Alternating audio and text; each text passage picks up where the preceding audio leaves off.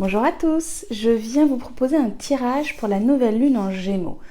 Aujourd'hui, lundi 30 mai, nouveau cycle, nouvelle lune dit nouveau cycle, mais dit aussi un moment pour faire le point, voir où on en est et pouvoir justement s'engager avec plus d'authenticité avec le Gémeaux. Le Gémeaux, c'est quand même un signe qui vient nous parler de notre polarité, de notre dualité aussi à l'intérieur de nous autoriser à accepter cette dualité, à accepter les différentes parts de nous. Et c'est un signe quand même qui vient amener de la légèreté, de la spontanéité, de la joie. C'est un signe qui est très joueur. C'est vraiment celui qui rentre à l'école maternelle et qui va explorer, qui va toucher, qui va sentir, qui va faire ses expériences. Donc il y a vraiment une invitation là pendant toute cette lunaison à faire nos expériences, à oser découvrir de nouvelles choses, oser s'intéresser. Donc ça peut être un moment pour lire des choses que vous n'avez jamais lues, faire une activité que vous n'avez jamais osé faire, vous lancer dans une nouvelle formation, dans un nouveau projet. Il y a vraiment cette idée avec le Gémeaux de je suis curieux de tout, je vais m'intéresser à plein de choses. Aujourd'hui, j'avais envie de vous faire un tirage qui vient pointer, qui vient montrer du doigt avec légèreté, avec le Gémeaux. On n'est pas avec la profondeur du Scorpion, mais quand même qui vient pointer du doigt ce qui a besoin de retrouver de l'authenticité. Parfois, le Gémeaux, il est tellement adaptable, tellement partout, qu'il ne sait même plus ce qu'il veut pour lui, ce qui lui ferait du bien. Donc, je vais prendre l'oracle s'autoriser à être soi et je ferai une petite dédicace à l'auteur. Si tu passes par là, je t'embrasse très très fort. Et ensuite, je prendrai un message des guides de l'oracle de mon amie Mélanie et je t'embrasse aussi très très très très fort. Aujourd'hui, j'avais envie de prendre les oracles de personnes chères. Donc voilà les deux oracles. Alors, c'est le moment de vous centrer un petit peu, prendre une inspire, une expire, vous mettre debout si vous voulez, fermez vos yeux et de voir si pour vous ce sera le message 1, le message 2 ou le message 3. Il y en aura peut-être même plusieurs. Et donc on va aller voir ce qui pourrait justement vous permettre d'être vous permettre de retrouver votre authenticité, votre axe. C'est quand même un mois, demain je publie les énergies de juin. C'est un mois où on fait encore un peu de nettoyage. Donc si ça vous intéresse, j'ouvre 2 espaces ce mois-ci. Il y a les constellations ancestrales pour tout ce qui va être de l'ordre de la lignée, du transgénérationnel et une merveilleuse rencontre autour du féminin, des archétypes, de savoir qui on est finalement profondément en tant que femme pour la retraite, être femme du 29 juin au 3 juillet.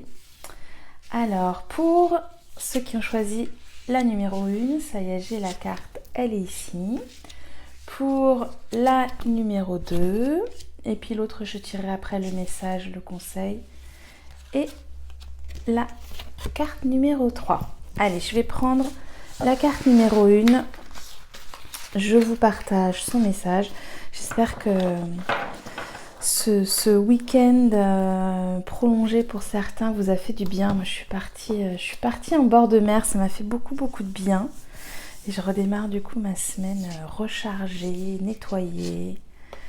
Alors, pour ceux qui ont choisi le choix numéro 1, suis ton intuition pour tout. Donc là, vraiment, vous, c'est une invitation à ne pas trop écouter cette petite voix, ce mental, cette conscience intellectuelle qui va toujours rationaliser, qui va toujours vous donner en théorie des très très bons conseils et qui finalement va vous empêcher d'être relié à votre intuition, à cette vision un peu plus globale et un peu détachée du temps aussi, parce qu'avec l'intuition, il y a quelque chose qui se détache de l'instant présent, qui va faire une analyse du passé et qui va déjà être dans le futur. Le mental, lui, il est déjà dans le futur. Il est déjà en train de se poser des questions pour après, ou il est dans le passé, mais il n'est pas dans l'instant présent. Avec l'intuition, il y a un balayage de tous ces espaces temporels et on revient là, ici et maintenant. Donc, suivez les signes,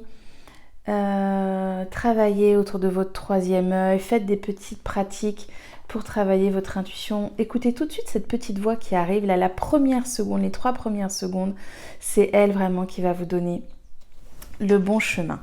Allez, je prends cet oracle chouchou de ma belle Mélanie Delaudier et on va voir quel est le message pour vous qui avez pris le tas numéro 1.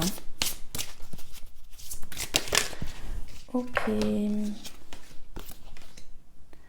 Alors, je vais le lire. Sur une route désertique, 2 Lilliputiennes faisaient chemin avec un scarabée, quand soudain le scarabée se retourna et fut bloqué sur le dos.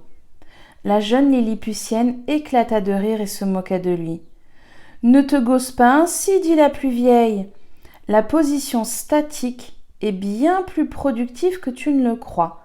Il ne suffit pas toujours d'avancer, il faut aussi savoir régulièrement se poser. » Je crois que le message pour vous est très clair. Une petite pause et suivre votre intuition.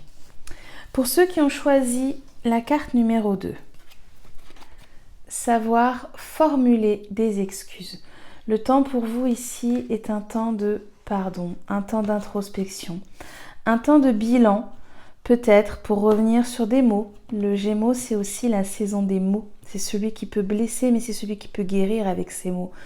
Quels sont les mots que je pourrais dire là à une personne que j'ai pu blesser, à qui j'ai pu dire des choses qui ont été peut-être au-delà, qui ne sont peut-être pas parties de mon chakra du cœur, mais d'un espace de colère, de rancœur, d'un espace de blessure.